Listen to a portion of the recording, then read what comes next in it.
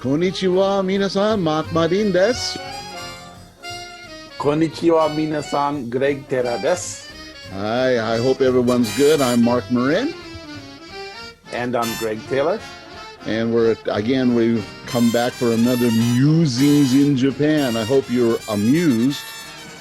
It's Musings from Japan, number 4. That's right, number 4. Can you believe it? The right. fourth one. Now, no, I can't believe it.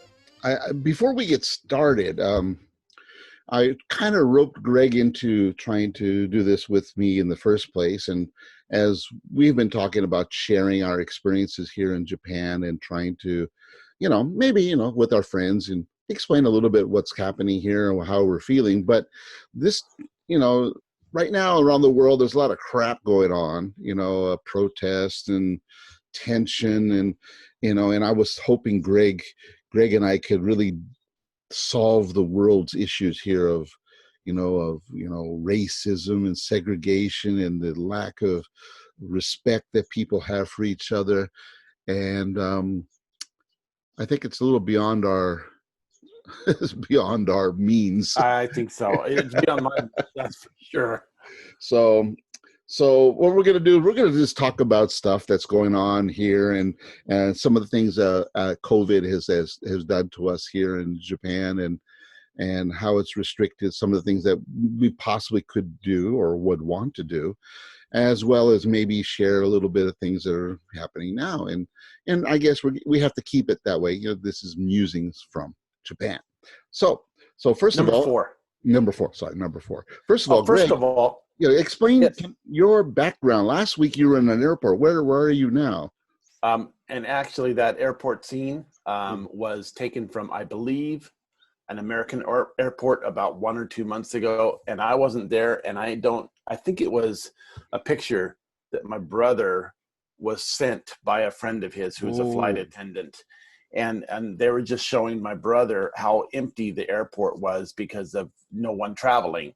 And, travel has, during this past 3 months or so, travel has been down like 90% or more. And it's starting to gradually come back up. But that airport was, and I'm not sure that airport could have been Los Angeles. It could have been, I don't know where it was. But I thought it was a cool background. And so I used that because the light over there in that direction, I'm in my kitchen and dining room area. And the light over there was pretty bright. Oh, and I got the curtains open. I didn't know that, but I have my curtains still open. And last week I closed them. However, today's a dark and rainy day here in Japan. So everybody's getting the rain because it's rainy season here in Japan. But anyway, this is my laundry because, here in Japan, you hang it. You don't have a dryer because dryers are expensive. The electricity is very expensive, but we have our wall unit air conditioning going on because it's extremely humid. May not be hot to our American friends, but it's definitely humid. Yes. So it's probably around 80 degrees and 60 or 70% humidity. When it's raining, it's 100%. Yeah. Yeah. But anyway, so that's your dining room kitchen area then. Yeah, I'm at my home, my apartment home with my where my family lives. And nice. And it's we have it's I think all Japanese apartments have a similar look. Yeah. And this is how ours looks. We got the laundry hanging in the background there. We got the refrigerator right here. And we have a hutch for the dishes and things like that in the background. Not for the rabbits. No rabbit hutch. But I'm sitting at my our family kitchen table as I record this. As we record this, Musings from Japan, number 4. Number 4. And, yeah. So you're in, and just so people know, I'm in my home office here. That's a table back there. I just cleaned up a couple weeks ago, and I put all my pictures, and I have my golf trophy. Anyway, and I have a picture of a basketball team back there on a clock. And what team is that? That was a team almost 30 years ago, 29 years ago. I was assistant coach at a junior high school, and that was the team I was coaching. And my picture's in there. It's about I guess about 40 pounds ago. So, So was that a picture here in Japan? yeah, that's taken in Japan. So that was in Hyogoken in Takinomachi, which doesn't exist anymore. It's now it's called Kato City in Hyogo, just on the other side of Roko Mountain from Kobe. And I have my Hanshin Tigers stuff up here. That's a Japanese baseball team, my favorite team. And well, they've only won one championship in the last 80 years. So, and then on the door here, I have a T-shirt. And I don't know if you can see this clearly.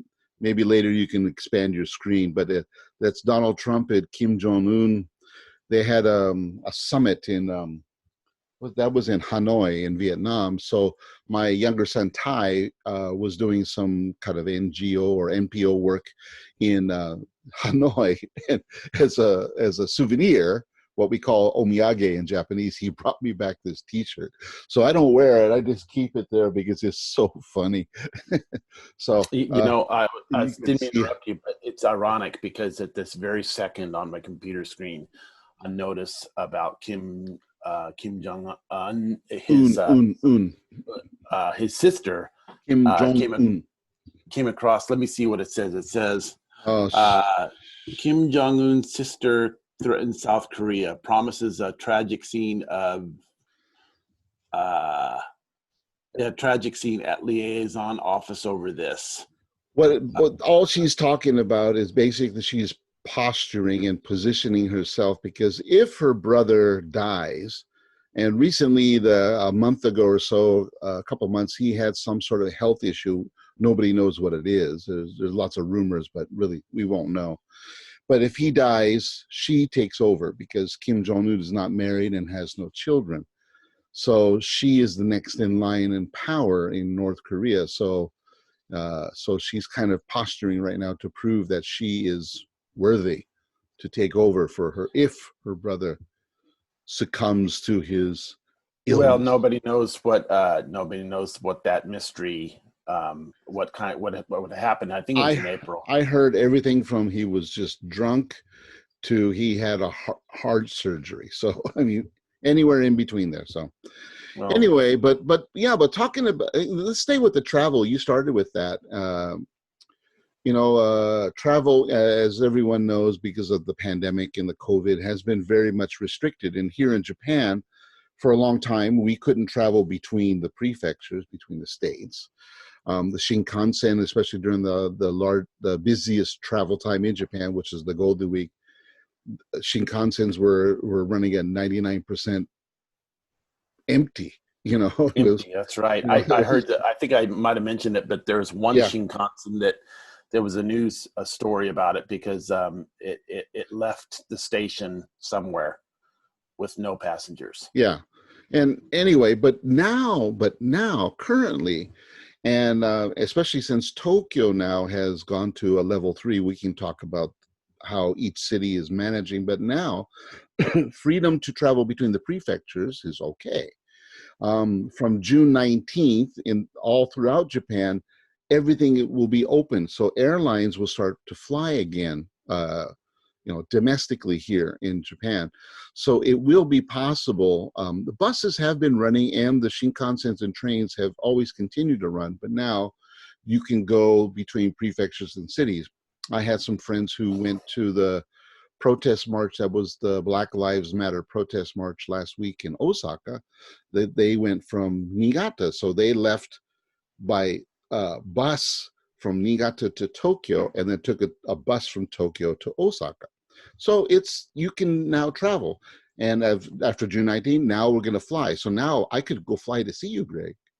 Hey, I'm waiting. It's only exactly 1 hour flight to Nagoya. Yeah, but I can drive there in 6 hours, and I think I enjoy that much more. Well, let's see. The time to take flying, if you took the Shinkansen, you're about 45 minutes from the Shinkansen seat from your house. If you get in a car and if I take the train, I walk down to Nishi-Shibata Station, which is a 10-minute right. walk. I walk there, and I could take that train to Niigata Station, which is a 40-minute train. Then I catch the next Shinkansen. I don't know how much a layover. The next, Roughly an hour. let's say between 30 minutes and an hour. So I take the next train, and then that takes me 2 hours to Tokyo. Then I will change at the Shinkansen there and catch the Shinkansen to Nagoya. Is that the one I would take? You could do that, or you could Or the Osaka, or the... let's see, you got 3 different Shinkansens you could take from. Greg loves this stuff. Yeah, well, this is amazing. Between Tokyo and Nagoya, there are 350 trains, 350 bullet trains a day. I told you he loves this. And each bullet train can carry about 1,000 people. Oh, okay. So I can take one of those the 3 systems. But then there's 3 different speeds. Right. So I can take one of which is the fastest one? That is the Nozomi. Nozomi. I had a student named Nozomi. Anyway, go ahead. Yeah. I have a friend who has a daughter named Nozomi. Wasn't my student though. No, and you could take the Nozomi from Tokyo Station to Shinagawa, and it stops for just a couple minutes there. Shinagawa, which is about a 5-minute Tokyo, in Tokyo. south part of Tokyo. And you stop there for a couple minutes, and then you take the next stop, which is Shin Yokohama in Yokohama, and that's about 20 minutes, I think. Well, I don't need all the stops from that Nozomi from Tokyo Station to Nagoya. Right. You have Shinagawa, Shin Yokohama, and then Nagoya. Nagoya is a continuous, nonstop train. So that's what they wanted to do in California too, huh? Anyway, sorry. Something like that. Yeah. About an hour and 45 minutes. Okay. And then you Tokyo to Nagoya. So that means so right now I've already traveled an hour and 45 from Tokyo to Nagoya, 2 hours from Niigata to Tokyo, and then 40 minutes from Nishi-Shibata Station to Niigata, give or take. So we're talking 6 hours, 5 hours, 6 hours. Yeah, but then you have a 35-minute train ride to the nearest station to me, which is east. No, you're picking me up, Greg. Well, not in Nagoya. Yes. You're coming to Okazaki. Oh man, I pick you up. The bullet train it skirts by Okazaki on the way to Nagoya. Yeah. But there is a slower speed. There is the Hikari, or is it the Kodama? One of the trains stops in Toyohashi, which is south of here. And then you could take a train up from Toyohashi. You could take a limited express up from Toyohashi to get to Okazaki. So that's a little bit faster. So you can pick me. You can pick me up at Toyohashi then. Yeah, and they have trains in Toyohashi that are I think it's a Hikari, which it's direct. It's just like the Nozomi, where you go from Toyohashi to Tokyo, and the next stop in Tokyo is Tokyo area is Yokohama, and then Shinagawa, and then Tokyo. So it's pretty fast. We've gone that way numerous times. Yeah. Well, anyway. Yeah, so when are you coming? Huh? When are you coming? In the time that it would take me to do all of that, I could still drive and be at your doorstep at the same amount of time. You probably could. And it would cost me less. Yeah, it might do that. And then also... No, it would. And I wouldn't have to transfer. How about flying? How about flying? Now, I could fly. Excuse me, I'm going to... Because we're about 50 minutes from the main Chubu. Airport for Chubu Central Airport. Well, if I catch the discount airlines like Peach or those, I could get there. It only cost me 5,000 yen. That's pretty good. Yeah, but I'm limited the days I could actually fly. I think there's only 2 flights, and I have to book it ahead of time, and it's very difficult. But if I take a regular flight, it would cost me 20,000 yen, 25,000 yen round trip. Yeah, which is It's still cheaper than the Shinkansen round trip That's about 40,000 yen round, for the 40 Shinkansen. something like that. Yeah. Right, but the flight would be about 25,000 round trip, 25 to 30, depending on which airline. That would be ANA or JAL, and to drive would only cost me going there would, I think it was 4,000 something on the expressway that I would take, and if I go on the weekend, I can get discount. Oh, that's great. I didn't realize you could get a discount on the weekend. Yeah, when you do long trips, when you leave the prefecture, you get a discount. Like if you stay within, you don't get the discount, but when you cross the prefecture line, you get a discount. So, uh, tell me about the expressways or the toll roads in Japan. Are they managed by a private company? Yes, they're all private, and they're private. Is it in our area? It's Nexco. Right, it's the same company It's that the same. does ours. It's a Yeah. private company. It was outsourced. Maybe I was here, so it must have been 20 years ago, 20 some odd, before the. It has to be no, 24 or 5 years ago, because before the World Cup, the 1998 Soccer World Cup, which was co-hosted by Korea and Japan, they privatized that so they could get done quicker. Originally, the government had set up, and they were trying to connect all the cities that were going to be host cities for the World Cup soccer matches. Niigata City was one of the places. Unfortunately, they didn't finish it in Niigata. Actually, they finished it about 6 years ago. Oh, But yeah, so but I remember the building of the expressway. Once they privatized it, it got done quicker, but it was after 1998. So yeah, oh well.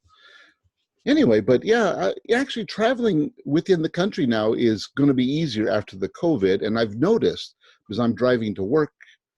When I drive to work, the heavy traffic is coming back again. Um, and the accidents are up. I've seen lots of accidents now, and a lot of people are getting hit by cars because the one thing with the COVID, since people weren't driving, the number of auto accidents and auto deaths and collisions or injuries due to automobiles was down like 40 or 50% throughout Japan. It was great. Niigata, on the Niigata news, it was down below 80, 83 or 84%. that's remarkable. Yeah, it was great. But, Yeah. but since this last week, since things have opened up again, people crash.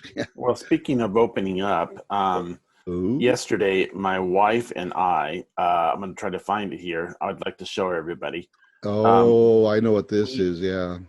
we went to a coffee shop, Yeah. and this coffee shop it's a national chain. They have 24 locations throughout Japan, all the way from here to the west to I So the think Kansai. Kyushu.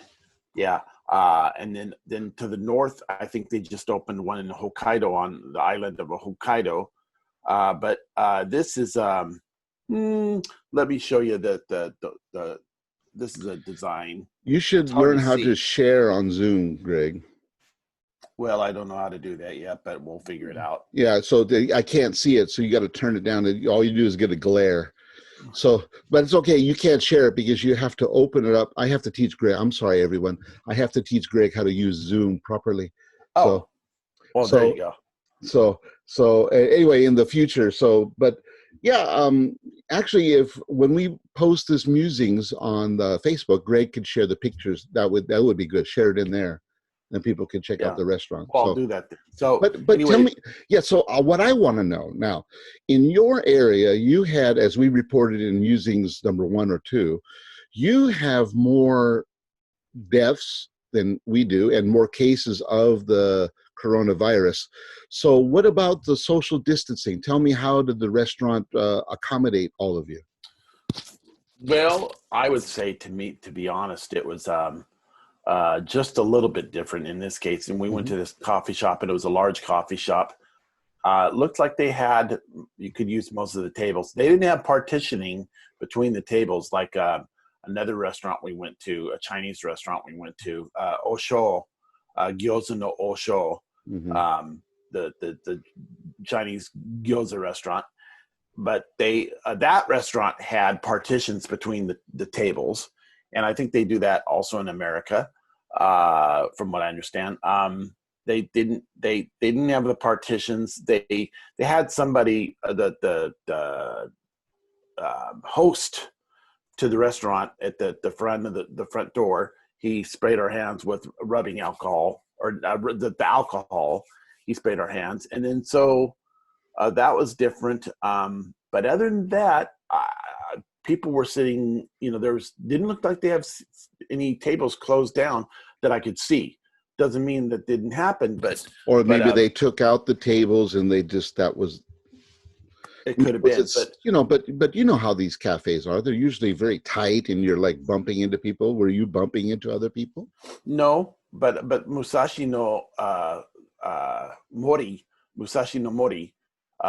is a That's the large name. That's the spacious. name. That's the name of the cafe. But by the way, That's folks.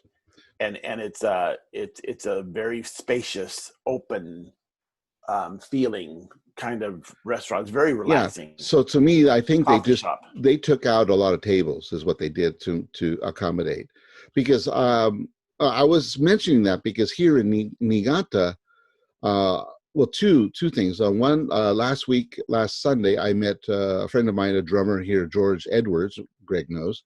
And I met George at the Starbucks in the Eon shopping mall, which is very near where I live. So I went to the Starbucks, and we used to meet there and drink coffee.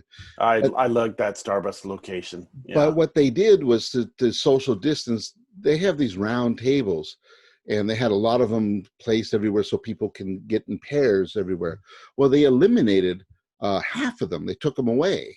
And the other table, they have a big, large table. They took away, I think there was 8 chairs, 4 on each side on this big, large table.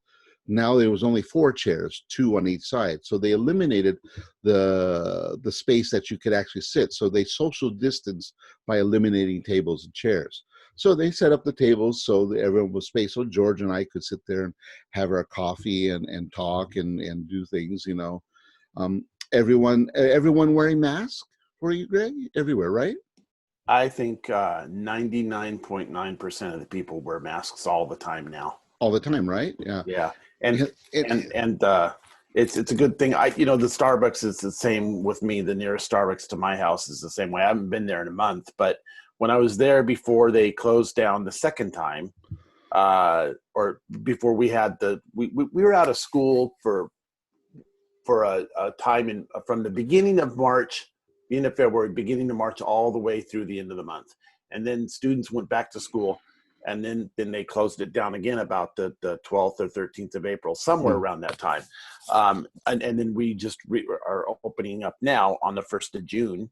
We Japan or various prefectures. But anyway, Starbucks was exactly the same as you mentioned. I went to a restaurant the other day with my family called Katsuya, the pork. It's a chain pork cutlet restaurant. Yes, yeah, pork it's a great place. They had most of the counter seating was available, except at the end of the counters they had it blocked off where you couldn't sit there. Right, and they had signage and signage.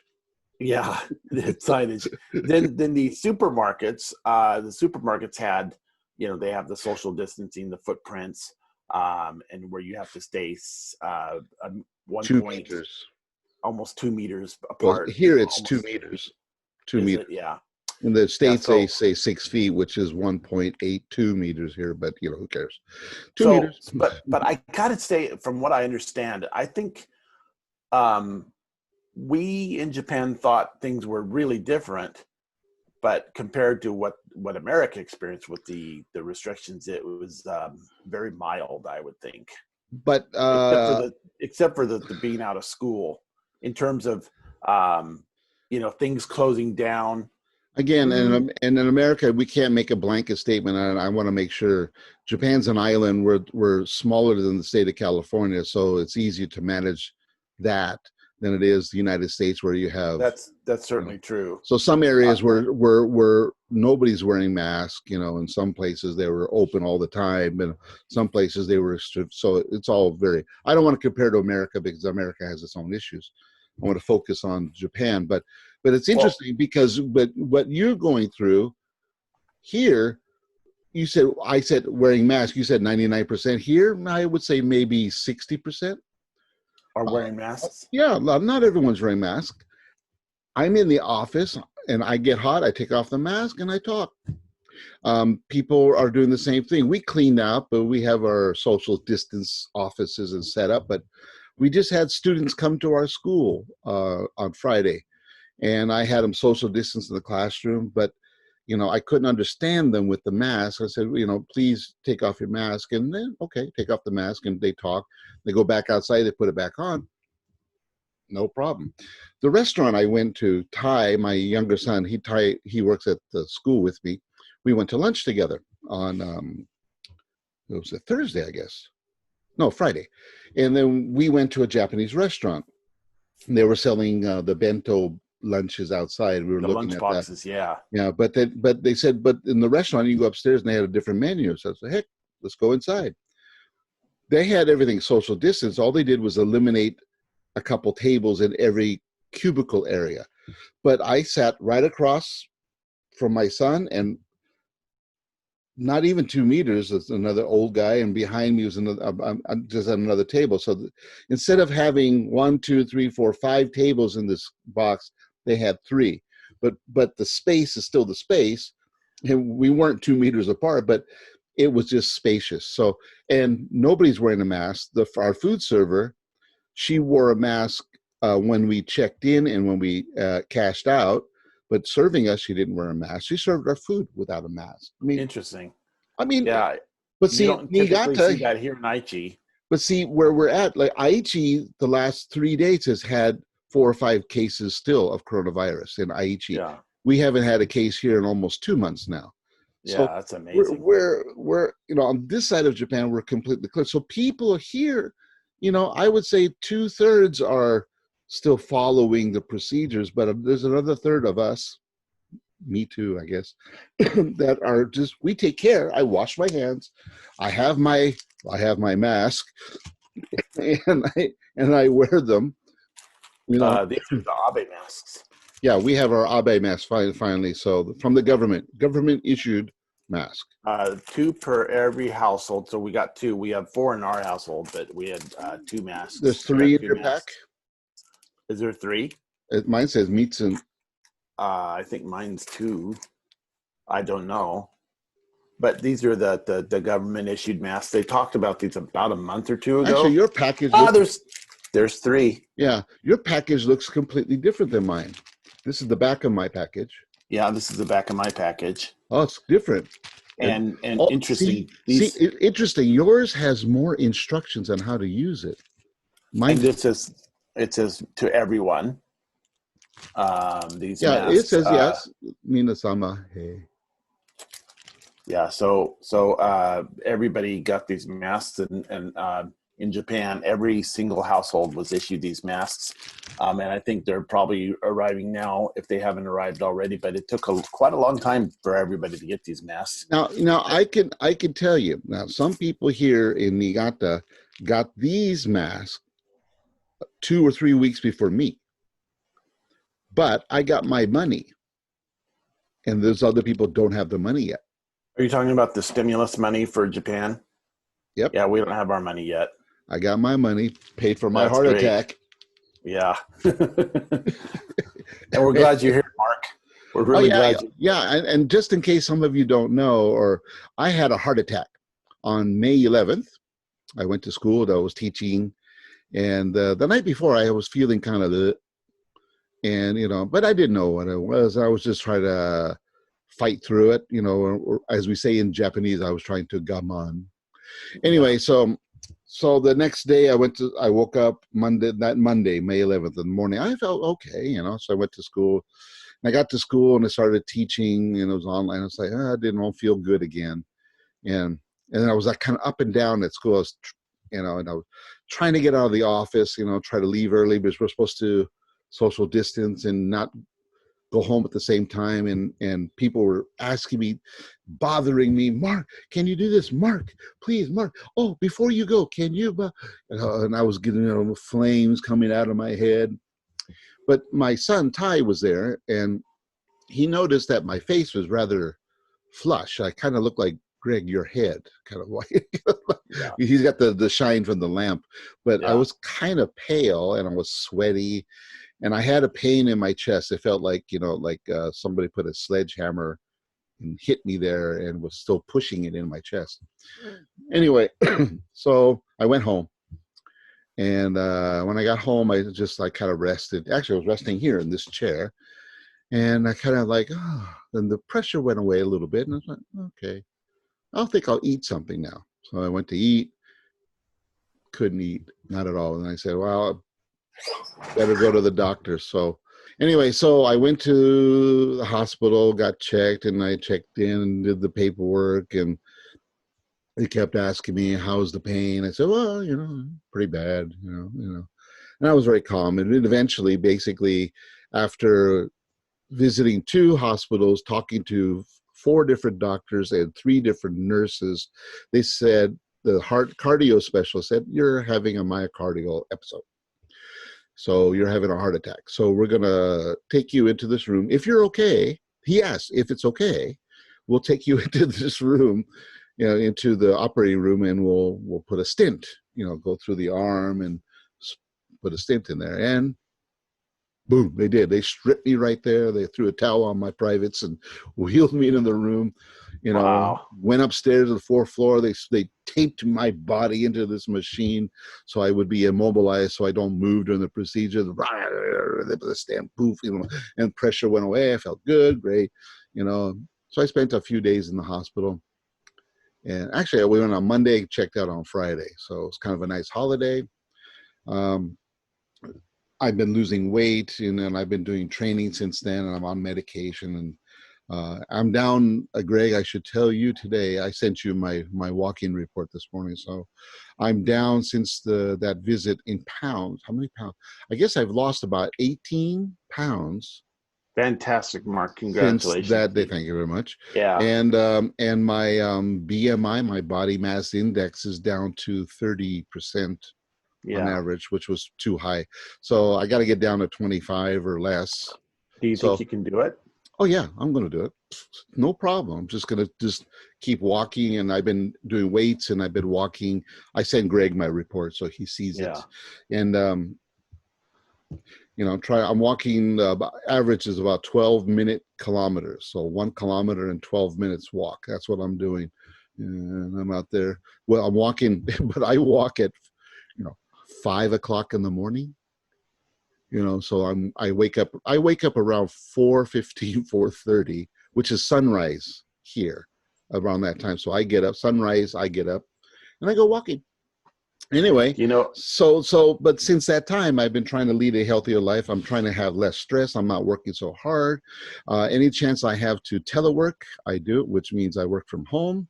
Or when I have nothing to do at the office, I say, I'm leaving, bye.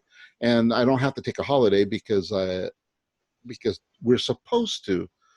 The Japanese worker is not supposed to sit in the office and sit there for 10 or 12 hours and everyone goes home and that rush. They want to eliminate that kind of social contact, so they want people to kind of ease their way back, and ease their way home. So I'm practicing all of that stuff. So I'm enjoying my life now, and it's lots of fun.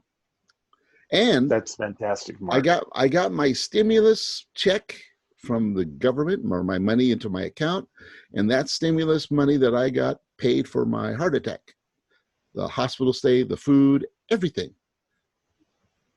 So Yay. I thank the Prime Minister of Japan for paying for my heart attack. Thank you. Now that's one tremendous advantage to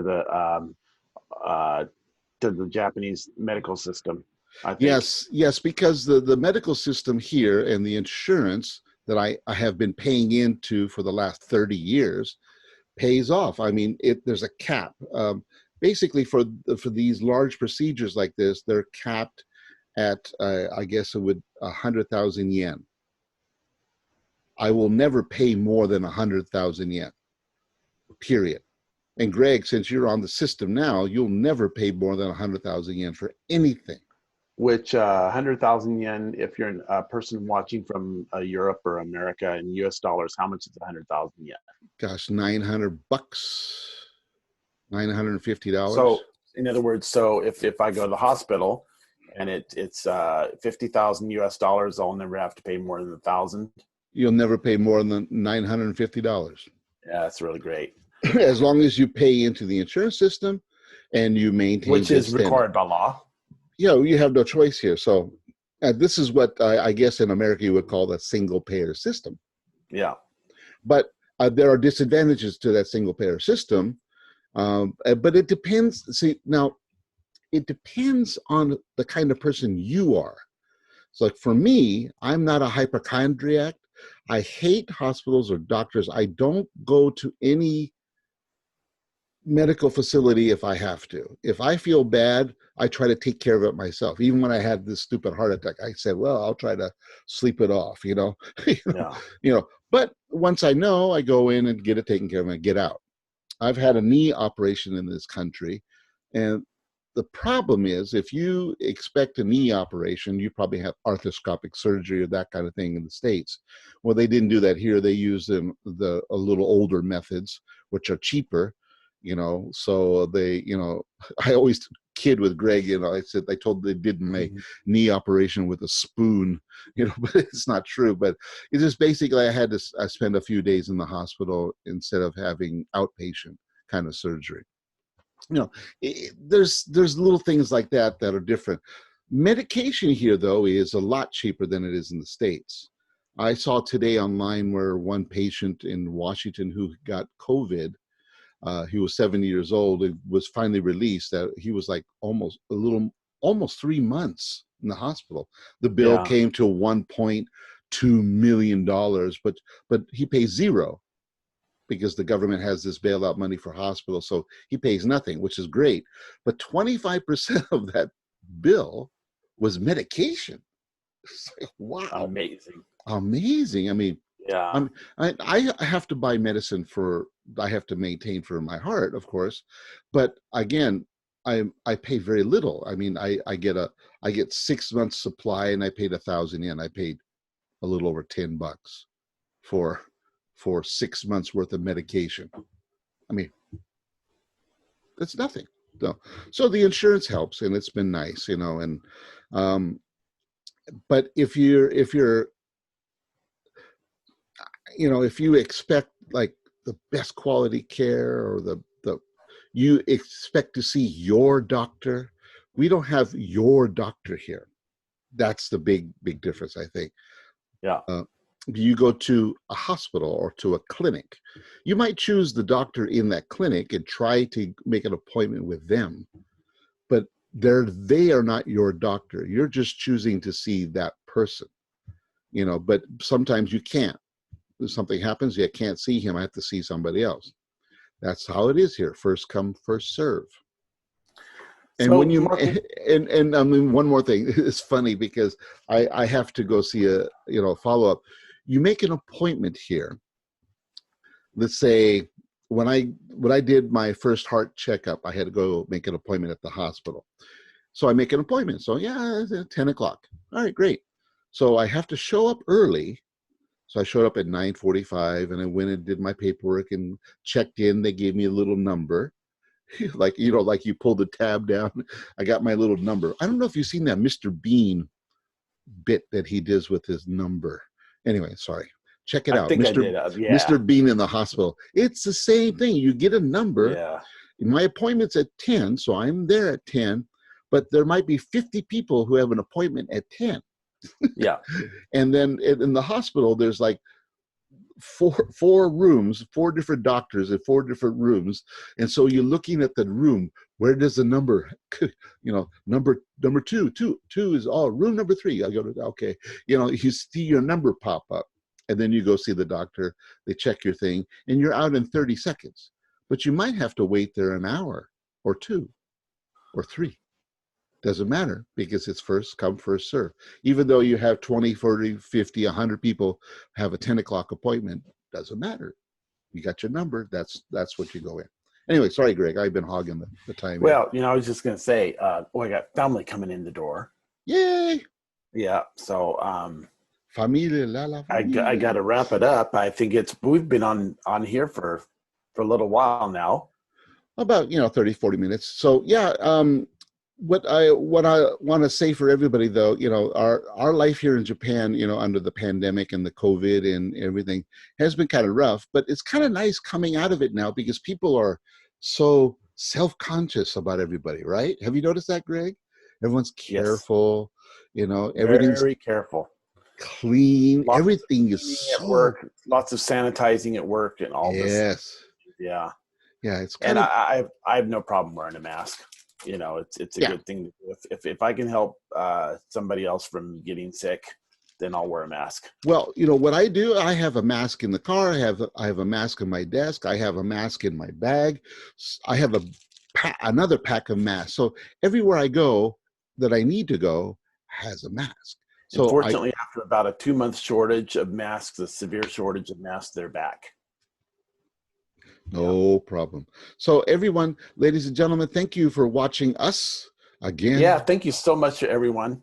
And to be honest, I want to do a lot more. I want more feedback from you. So please, if you watch this, please say something to us.